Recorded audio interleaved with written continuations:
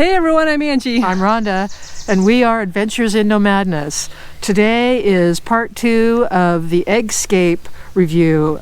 That'll be the interior of Ed and Marilyn's Escape 19. So if you think this is just for Escape owners or Escape owner wannabes, stay tuned and I'll explain why it's not.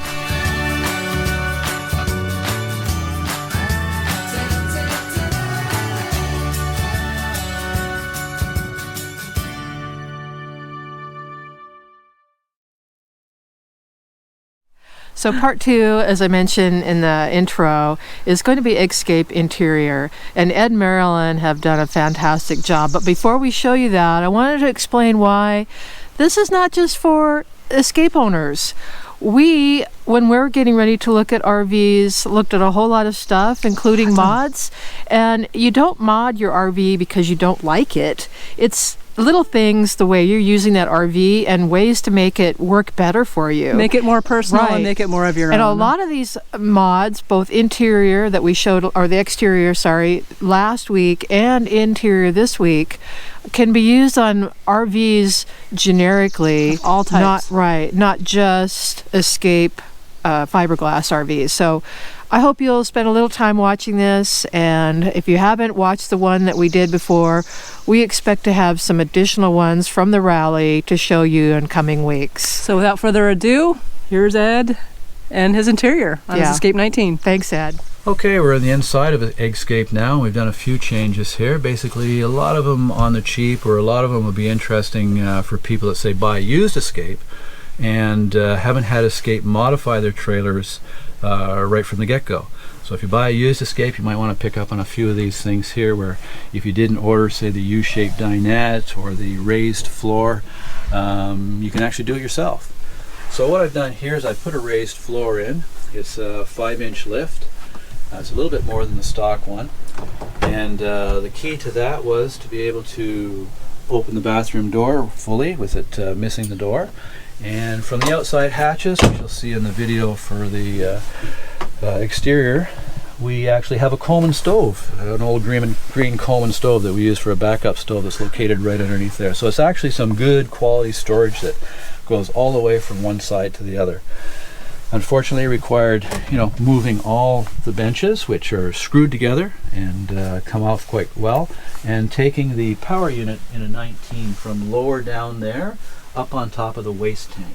So again, getting the dimensions just correct so you can have this on top of the waste tank and still allow the bed to come down and sit, the table to come down and sit and form a bed is a little bit of measuring, but it can be done. Again, all this stuff is on modifications to Eggscape on the Escape forum. So we've made our table so it goes back and forth like this. This is how we like to access and lounge with the table back and lounging against the U-shape I made. So I'm just going to stand over here and show that this back is actually a piece of plywood with some heavy-duty foam put on the front and a cotton covering over the foam to give it a nice feel. But it's completely attached by 2 vertical plywood struts that go down here and get attached 2 bolts on each side to the main rail here. And it goes up to the back of the support. So this is completely supported, and the pressure of this, you leaning on it, is all on this main support, which has no pressure back here and allows this to vent properly so condensation is not built up by a cushion being placed right against the wall. Now, to form the U-shaped part, we actually have a removable bench that slides back and forth. And this allows our granddaughter to sit just right, because she's a little bit small right now. And we also managed to get a magazine rack put in here so we can hide all of our campsite layouts and all of our magazines and stuff like that right here. Now, it doesn't cut down on your foot, because as you raise the floor, the bend of the front of the trailer allows this to be moved out. So you're not losing one speck of foot room from the stock configuration of the trailer. Over in the far corner there, you actually see a red glow. That red glow right in there, that's a proper USB charging port. That particular port has 3 ports on it, but the one on the web page shows 4. It puts out 2 amps, solid 2 amps per USB ports. So that one there, well actually that one puts out 2, 2, and 1 for your phone. So we use large iPads instead of TVs to watch downloaded Netflix. We want to be able to charge our iPads fast and at the proper rate for an iPad, which is 2 amps. Now, to stop the little LED from shining, if you're boondocking, you can just push the button that we've installed later, and it just dies out, and you're not wasting any LED time, because there just seems to be a lot of LEDs in here at nighttime from the fridge and stuff like that. A paralytic drain. That's right. So this bench here that moves back and forth can actually be removed and put on a shelf I made under this bench. So if you don't like it in here all the time, we find it very handy to put the iPads on and stuff off the table while we're eating. But it also flips over. It's designed in such a way, which is again shown on the web page. So it flips over, so the cushion actually hangs down below the support board for the table and provides a flat plywood surface. So that flat plywood surface and this flat plywood surface allows for these 2 cushions to go into the stock position to form the bed. Now, for the table leg, a lot of people don't like the stock table leg, and I can't blame you, especially when there's 2 of them. It's one comes out, one stays, trying to line them up. We've designed this here, and this is basically made out of a 12-inch threaded black iron nipple. It has a thread here and a thread on the top, and the same's on the bottom. Now I just covered this bottom with a piece of plastic so it looks a little bit different, and this is actually just a spray paint lid that has a hole in it just to cover up the black union joint. Now these joints are usually made for hooking up gas lines. They're very secure, very tight, but this allows this whole unit to break at this point, allowing the table to come out and fit down and form the bed. So this whole item basically costs around $20. You can actually assemble the whole thing. If you don't have a pipe wrench or anything, assemble it in the store with the use of their pipe wrench, and before you get to the cash register, it's all assembled and made. Just a quick spray paint and away you go. So now you have a solid base. Where it's going to move, like this will not move, where it's going to move is how tight you can secure it to the table and how tight you can secure it to the floor. Those are the 2 varying factors on this thing. It is rock solid. It's like one piece of steel pipe when it's done. Now, I use the Escape sliders on the table, and I find it a little bit loose. So what I did is between the top and the bottom plywood, I actually put in another piece of plywood at just the right length to give a little pressure upwards. And it does chatter the table sometimes, but it basically lifts the table up and takes all the slack out of the sliders, and when it's in the center position provides a lot sturdier table than allowing just the sliders to work. We'll be doing that. Yeah, so a simple little piece of plywood. Now I believe it's glued to one side, of course not both sides, otherwise the table wouldn't slide. I can't remember which side it is, but again it's all written up. Moving up a little bit higher, we have fans in the corners. So there's one fan there, and there's one fan here. So when you're not with AC and it's a super hot day, I'll tell you to have a built-in fan where you don't have to start plugging things in. It's already there. You push the button and you can just sit here with a nice cool breeze on you. It's well worth the $4.50 it is for the fan. So to turn the fan on, we basically have a switch in one of our lights up here. Now these lights here are, we shop a lot at Restore for Habitat for Humanity, and the store is called Restore here in Canada. I know they're all through the States, and the money from that goes to a worthy cause. When people drop off their used fixtures, this happens to be a track light fixture. So we take out the little transformer that's in here. It usually pops out easy. Don't be disappointed if you have to buy another set because one's super glued in there, but most of the time they pop out, and it leaves enough room for a whole bunch of switches in here. And this light fixture here we get for anywhere between $1 to $2. Now the bulb in here is actually a really nice Cobb LED bulb. This is a 3-watt soft white unit, and through mail order, the links are available on the web page. It comes with a really nice little bulb like that. Comes all apart, unscrews, and inside there's a nice little circuitry that this bulb will run at 15 volts. So if you're charging your system at higher than 12 volts due to solar or whatever, we've actually tested these bulbs for like 26 hours at 15 volts. Don't get hot, beautiful. They make higher wattages, that's why the cooling fins all the way around, but at 3 watts these things work beautiful. I'll just point that away and give it a little shot here. You can see the cool white.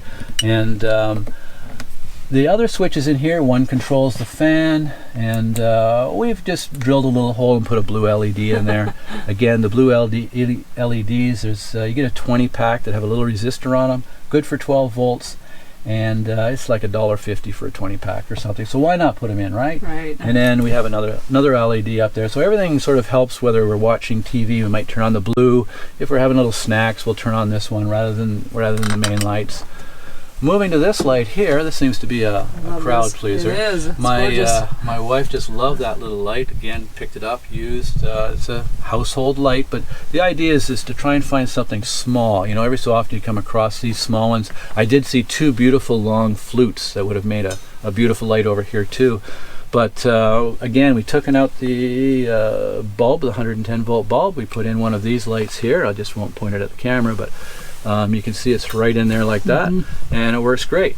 Now, to store it for transportation, we have a little box up there, and it just sits up there. I mean, some people may have a hatch here. If you're, say, the back of a 21, you can probably hook up a hook onto the handle and hangle it like that. And really, it's not going to go that far, and if you know, it's $5, so if you have to replace the cable, that's just another thing. Now, your stock plastic light that you take out is really held on with screws that are really far apart, which makes that you need it bigger than what's normally in a house. So that is actually a stainless steel pot lid from a thrift store. And if you look, it has a nice rolled edge, so when you put it up there, it doesn't act like a cookie cutter and cut the unit. So again, a combination of different parts. You know, you're probably talking maybe let's say $5, $6, $7, $8, and you have a nice unique light. It's very unique. That's right. Moving around the side, we have some pockets, some hidden pockets. So when you come in, pockets. yeah. So when you come into the trailer, you don't really see that, you know. So it's not cluttered that you see if somebody peeks into the door. We have 96 pockets in the trailer. So that's the large unit. And then down by the door here, we have one that I sacrifice looks for convenience. I really like to be standing outside with my dirty shoes, reach in with one arm, and get things like I need. My Leatherman, my level, you know, a light, different things like that. So we did sacrifice looks to have that one so you could actually see it. But in each door, if you just want to open up some of those cabinet doors there, we have them for all sorts of different things. Salt, pepper, tea, can openers, and all sorts of little clippy things that really get in the way, and there's not usually enough drawers. So example of price, I believe this one runs around $4 with free shipping and no tax. So it's mail order, you have to wait. It might take you 60 to 30 days, 30 to 60 days to get it, but well worth getting them. And around the corner, if you want to just take a quick look around the corner, There's more. we have more there. Again, out of the way, out of sight. Nobody really sees it when they stick their head in. If they are in your bed area, then you know them better than most people. That one's really convenient because the wife likes to put her cell phone in there at night, her earrings, her lip balm, her glasses, and everything's right there where she knows it's going to be. So keeping with the back, why don't we just stay with the back and some more of these lights. Okay, you can see how we have enough room up here for switches. So we have the 2 lights on showing, so switch for that light, switch for this light, and we have another blue light that's in the middle here. So we're taking the transformer out, 25 cents for each switch, away you go. And we've put it in the center here for a reason. For one thing, the power is already there in the 19, okay, so there's no extra wiring involved. I've actually taken one light and added a second light to it, so we're still using the one base. And the reason here is when I'm sleeping there and the wife at nighttime wants to read her book, she can actually point the light away from me, so it's not in my eyes. Typically, a lot of people will put the light up here, and it shines right into my eyes. It's just absolutely perfect for that. So we've done away with that. Looking down here, we put some more fans in. So we have his and her fans. We have the red buttons here, which turns on and off a bank of 3 here, and turns on and off a bank of 3 here. So at nighttime, in the middle of the night, we say, oh, it's getting a little bit too chilly. We can hit one button on each side and kill each other's fans.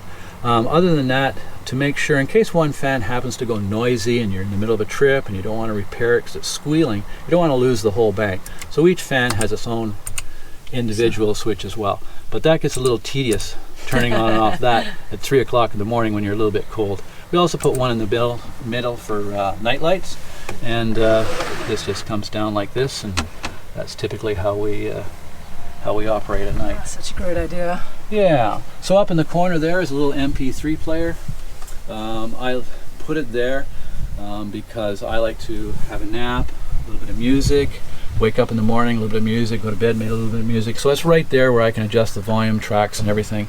Up in the right-hand corner of that unit, you can see a little MP3 USB, 1,000 pieces of music in there. So if you're up where there's no radio stations, away you can go. It does do FM, and it does have a remote. So I can sit at the kitchen table here and actually use the remote to operate it. That particular one has a remote eye too, so it really picks up well. So I can adjust the volume. The only thing I can't do is turn it on and off. And that's sort of a good thing, because if you're boondocking, it's not sitting there using power saying, do you want me to turn on? You want me to turn on? All day. So it's actually a manual on. Once it's on, then the remote works. So there's no current draw. I can't remember what that unit costs, about somewhere between $28 and $35. So it puts out a, not super power, you don't really need a lot of power in here. It's like a 10-watt unit, and hence the speakers. They're big speakers, but they have a fairly small magnet on the back. So those are, you don't need great 30, 40 watt heavy duty speakers, but you can fit 8-inch round speakers in there, and that's just what I wanted to when I installed them, to do that. Haven't put the speaker grills on there yet. Sort of like the way they look right now. Yeah, sort really of cool. Sort of goes with the punk light and everything. My wife actually made these, sewed these camper bins up. We use one for plastic bags. Oh, and, yeah, I like those. Kind of cool. And one on each side? yeah, we have the placemats. To match the placemats, we got pot holders, and she's put her sewing touches to work here.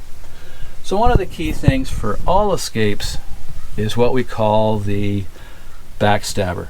And I'm sure you're all aware of what I'm talking about. It's the little plastic dewey that sticks out here that keeps this cable out and supports the cable.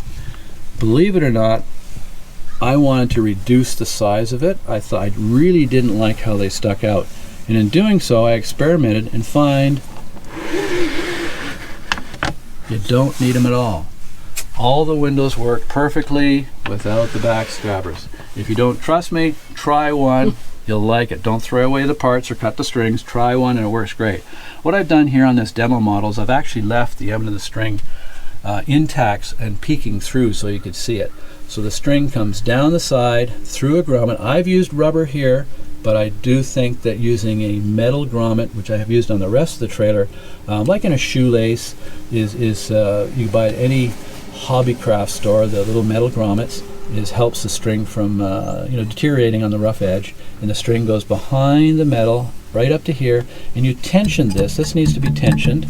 You tension this by trapping a string between this plate and this plate, so you can remove all your backstabbers. Yeah. So you're basically unscrewing this. Correct. And loosening that, pulling your string in, Correct. and then putting the screw. That's right. So when you do that, you say, oh, this is right. You try it out a few times. Maybe you leave it. Maybe you got a piece of string hanging out here for a few camping trips, because it actually works with it. The stronger these are, the harder this is. Now, if you do it loose, it's easier to do, but when you come to camp, your blind will be down.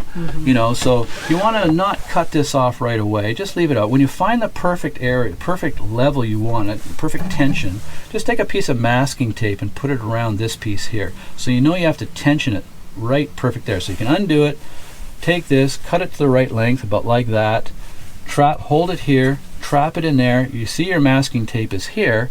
You've got exactly the right tension that you want, and then it's all hidden. You take the masking tape off and everything's ready to go. Yeah. The other thing I don't like is I don't like a lot of there's a time and a place for all the buttons, and sure, they're there, but I've removed all the plastic buttons from underneath the valances. There's no need to have a plastic button. I know, here. we hate those. So like many people have lime green valances or something like that has nothing to do with brown or something. Yes. Really, you can just put the screw there. The screw just sort of disappears up on the inside, and the average person doesn't see it. We'll be doing that soon too. Yeah. brown buttons on our blue ultra leather valances look just really, doesn't quite do it. So, do it for and us. again, anybody that has an older style Escape and has the brown buttons and the brown countertop, you can actually remove the buttons here that go along and hold all of this, and put a little bit of sealer in there, a little bit of silicone, and it blends right in. You have no brown buttons along the top. Works well with the stock color that was available 2017, 2018. It all disappears. There's examples on the webpage. Staying on the counters, we knew right from the beginning that I wanted to do different counters, and we actually had our countertops 6 months ahead of before we actually got the trailer.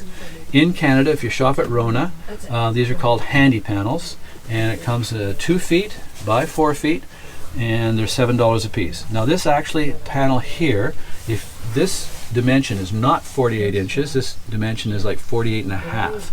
So when you're shopping for your colors, and there's a limited supply of colors, you have to settle with what they have for that price. There is a catch.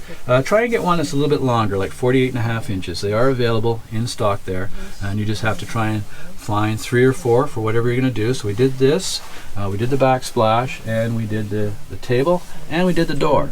So looks really even classy. if you're even if you're happy with the the countertop that you've ordered from Escape, whether it be the stock one or the custom one, you may want something different on your door. You may want a white door, or you may want to try and find one over a few years that come up with a stainless steel, and that's just one of the options.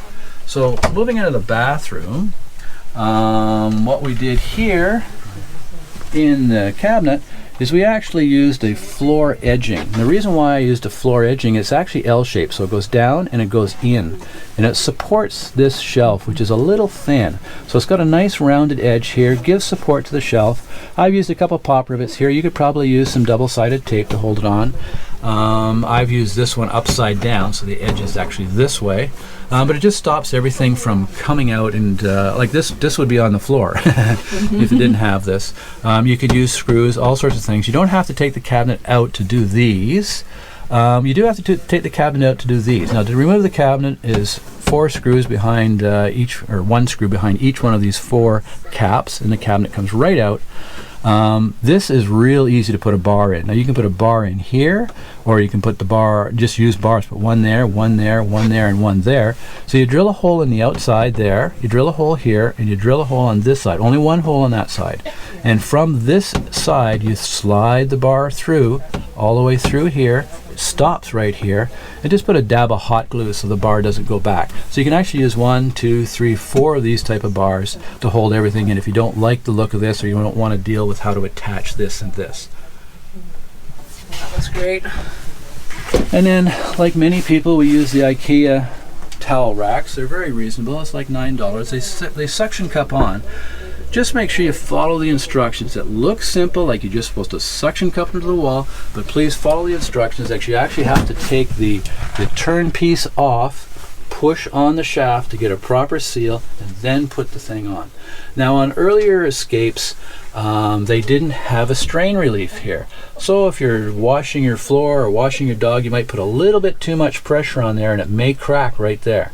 So use one of these hooks. This is actually a hook. Put a couple holes through and some zap straps, and this is actually a strain relief. So all the strain is on here. You know, if it pops off, you probably would have broken that.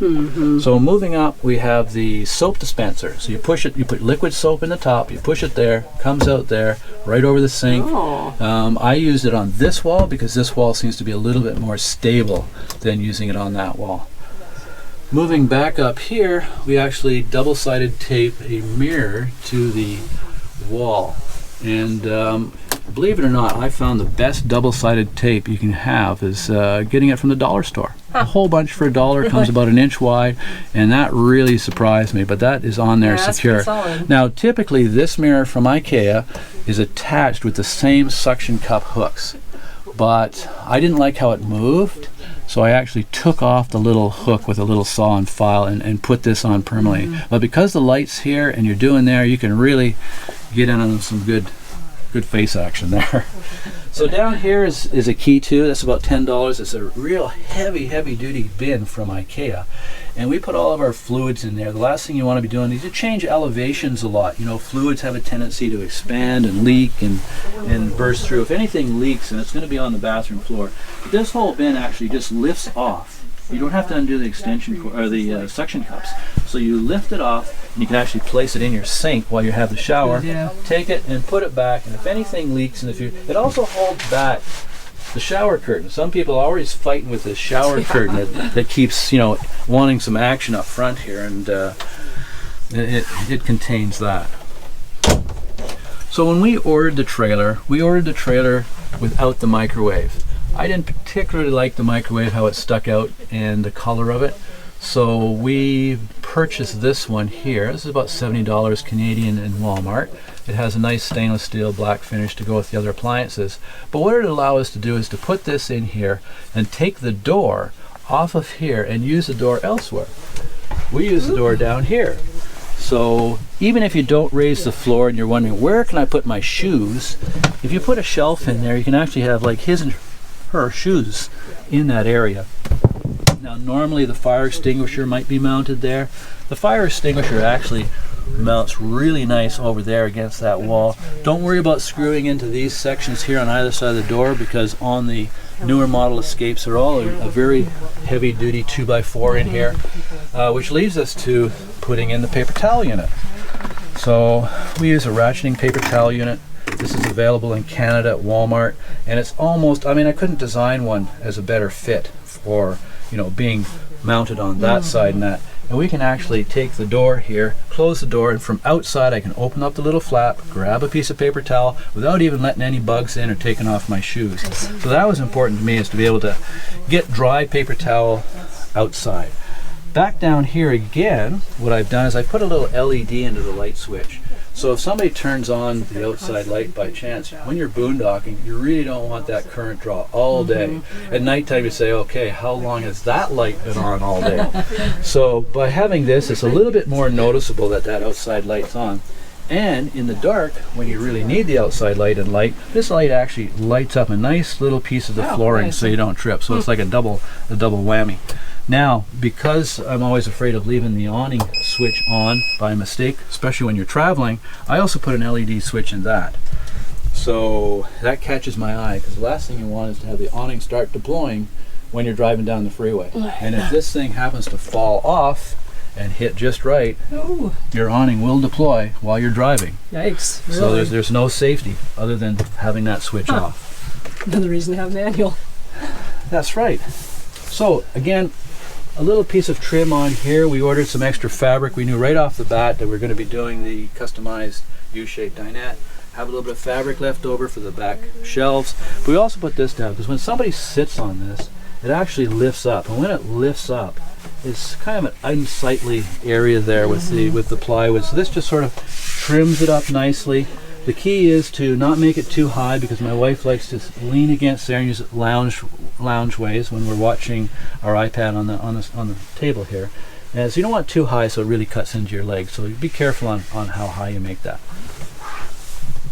I would think we've covered just about everything here. Anything else we've missed? Oh, the drawers. The drawers. Can't forget the drawers. So this is one of the first things I did, and it's the drawers. Now, I'll start by saying, when I ordered the Escape, I knew I was going to do this, and I asked them not to attach the handles or the hinges to the normally opening doors.